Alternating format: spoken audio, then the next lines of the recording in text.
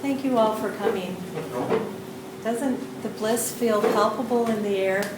Feels as though this room is filled with love, divine love. And I want to thank everyone who brought such beautiful flowers. I don't know if I've seen a more beautiful altar. It's just gorgeous. And to be able to have this center and have it blessed by all of you coming, we ourselves feel so blessed to have you here. And we've already begun to see community start to form among us.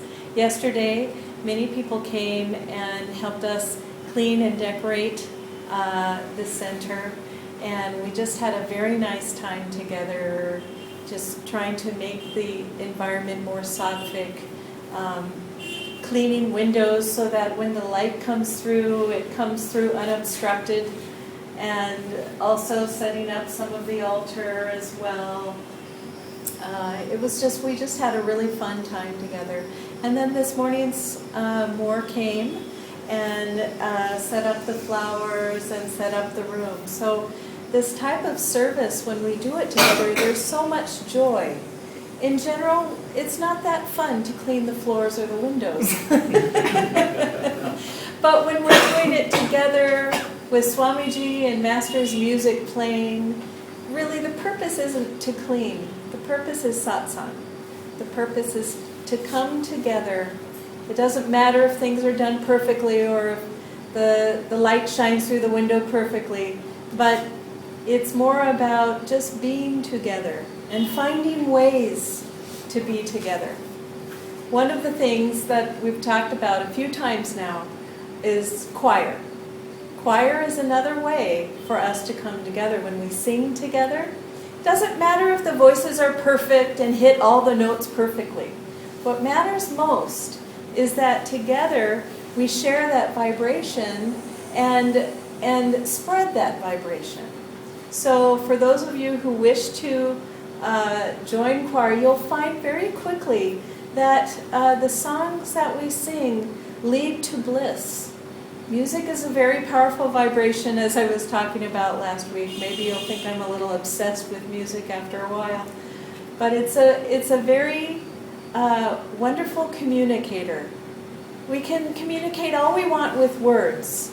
But when we have an uplifting and inspiring melody, uplifting and inspiring poetry that goes along with that melody, there's nothing that can really gather a group together more. We can sit around and talk. What do you think about what Master said? Well, I don't know. I think it's this. Well, what do you think about this? But when we sing together, there's just, it really comes together. And in fact, in a minute or two, I'm going to give us all an experience of singing together. And I think you'll be able to see what I'm talking about. The other thing is, we have come up with a schedule, and it's all in your hands, and you'll see, you don't have to pull it out now if you don't want to. I don't want to bring the energy of the room down. But you'll see that now we're adding some daily meditation here in the morning. We're going to have an extra long meditation on Thursday nights. But the other thing I want to say about all of that, when you see meditation, meditation, meditation, you do not have to come for the whole thing. So the 6:30 to 8:30 a.m. meditation doesn't mean you have to come at 6:30 and stay for 2 hours. We want to encourage everyone to come as much and as long as they can, but if they can't come for a long time, then come for a shorter amount of time, just to come and touch the center with your vibration and bless the center itself, but also to share in the group meditation. So we just don't want anyone to feel intimidated by the 2-hour meditations in the morning. Thursday nights, it's a 3-hour meditation. We will actually, you can come in anytime, but during these meditations we have breaks, chanting breaks in the middle. So when the mind starts wandering, suddenly there's some music that comes and focuses a little bit, and we're ready to start again. So we'll be doing this on Thursday nights. We're also going to be teaching on Tuesday nights starting in August Yogananda's Bhagavad Gita interpretations. And we'll be doing it in 6-week spurts, meaning 6 weeks we'll focus on certain aspect of his interpretations, and then maybe take a break, and then another 6 weeks we'll do this as well. Of course, people can't come to everything, but come to whatever feels inspiring to you. We'll continue to have satsangs on Sunday mornings like this at this time. And next week, what's very exciting is Nayaswami's Haridas and Romaji are coming. And they will actually be giving a Kriya initiation for those who have been preparing for that. And for those who are just beginning to prepare or have not yet begun to prepare, we do offer the initiations twice in a year. Sometimes it takes close to about a year in order to get Kriya Yoga practicing. Kriya Yoga is a very powerful technique that uses the electrical system and the astral spine of the body in order to help free us. And so the techniques that we teach are a very natural way of preparing our body's electrical system and our Sushumna, our astral spine, for receiving a huge amount of energy that runs through us. And so all of these classes that we teach are part of that preparation for the initiation. You might have seen when you visited other gurus. I was in California at one point visiting a guru that is very popular and wonderful. But someone had what's called an instantaneous Kundalini experience. I don't know if you've seen that, but they start going like this. Their nervous system has been damaged. So when you see this, it's because the nervous system has been damaged. And what happens is there's too much energy trying to flow through the astral spine, and the body can't handle it. And this can actually cause emotional and mental disturbances when the body is not ready for that energy to flow through. That's why we feel very grateful for Kriya Yoga, because Kriya Yoga, first we do these preparatory techniques before the initiation, and then Kriya Yoga itself naturally widens the Sushumna and allows the energy to come up rather than forcing the Sushumna. You might have seen some of those techniques where you pound the base of your spine, or some of those other things are trying to awaken the Kundalini in the base of the spine and force the energy up. But when we force, then that energy can become unstable if our bodies aren't ready. So Kriya Yoga naturally opens the astral spine, allowing that energy to come up. So together, we're all becoming better and deeper Kriya Yogis, and we look forward to having, if you haven't joined us for the classes, please do. We'll have a level 1 in 2 or 3 weeks. In 2 weeks.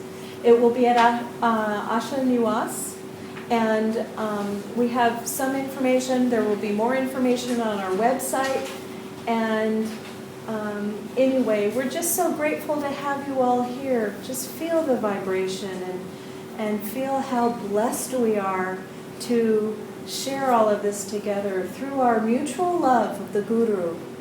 And what we're doing right now, Yoganandaji talked about the merging of the East and the West. You know, you've probably noticed that we're not Hindu and we're not Christian. What is it? But Yogananda had a very good vision of the whole thing. It's the yogic path. This is yoga.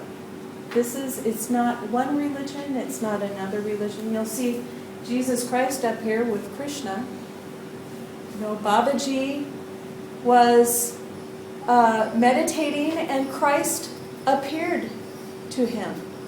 And when Christ appeared to him, he said, you know, the Christianity that's going on these days is not really working well.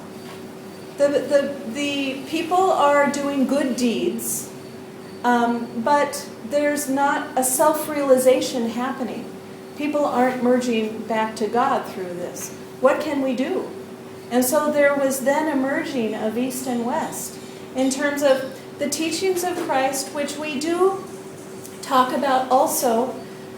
Christ brought in the whole concept of kindness and peacefulness and love. So there's this part of Christianity, which I don't even like to call it Christianity. You know, Yoganandaji called it churchianity. So I myself was raised in a type of Christian church, and I remember when I was 13 years old, I was standing up singing a hymn, and I just said, this is not for me. You know, this has no meaning for me. Of course, look where I am now. This is what has meaning. But still, the message of Christ is very, very deep. It's very yogic. Yoganandaji also did interpretations of the Bhagavad Gita and the Bible. They're a very important message in the Christ message. And so we have both. We have both the Bhagavad Gita and the Bible to draw upon. But we're not going for the churchianity of the Bible, and we're not going for the temple-anity of the Hinduism. Even though both have roots that are very connected. And Sri Yukteswarji, he wrote the Holy Science, which merged the two together. And you'll see he compares the Bible and the Bhagavad Gita in the Holy Science. It's a very little, small book, but it's very powerful. In fact, sometimes it kind of bends the mind a little bit, like, what is he talking about? So you read a little bit and meditate to try to comprehend. We'll have a class on that at some point too. So Christ was talking to Babaji. Babaji was Krishna in a past life, according to Yogananda. Yogananda was Arjuna in a past life. So there's all these connections. And then recently Swamiji felt, I know this sounds a little profane for some, but Swamiji said he felt that Yogananda was also Christ in a past life. So Yogananda said, what does it matter? When someone asked him, were you Christ? He said, what does it matter? But when you kind of look at it from that perspective, then you can kind of see why there's all this merging going on and why Yogananda, you know, each of these gurus came one after the other in order to prepare the way for Yogananda to come and go to the West. And there was a whole plan of having East and West have some kind of merging with the Kriya Yoga. And so now it's begun. And it was amazing when we would teach classes in America, and the Indians, especially in the Bay Area where we were, came. They had been in India as college students, and maybe a little bit older, then went over to America. They had said, forget it, I don't want to go into the Swami room. I don't want to just do a puja. I'm feeling as though I'm just going like this, but I don't even know what this means. You know, what am I doing when I'm doing this? And I've memorized all my mantras, but my mantras just go blah, blah, blah, blah, blah, like that, and I'm not feeling the meaning behind saying the mantra. I'm not saying the mantra with full consciousness. So we want to infuse the truth and our own inner experience back into our traditions. And you'll see, we're going to do a fire ceremony in a little bit. And when we do it, we'll be doing the Gayatri Mantra and the Mahamrityunjaya Mantra. But we're going to do it very consciously. And you will feel the power in these mantras. And Yoganandaji said what he is teaching is for the universality of all religions. And what he means by that is all religions, all true religions, their whole goal is to bring the follower back to God, to merge back with God. And so it doesn't matter if you're doing it through your Hindu way or if you're doing it through a Christian way or a Muslim way. It doesn't matter. As long as what you're doing, you have full attention and focus and consciousness in what you're doing. You see? And so that nothing is being done in sleepiness. Nothing is being done out of subconsciousness. Yoganandaji talked about superconsciousness. And so our whole goal is to be more awake, more superconscious, more putting positive, uplifting energy into everything we do.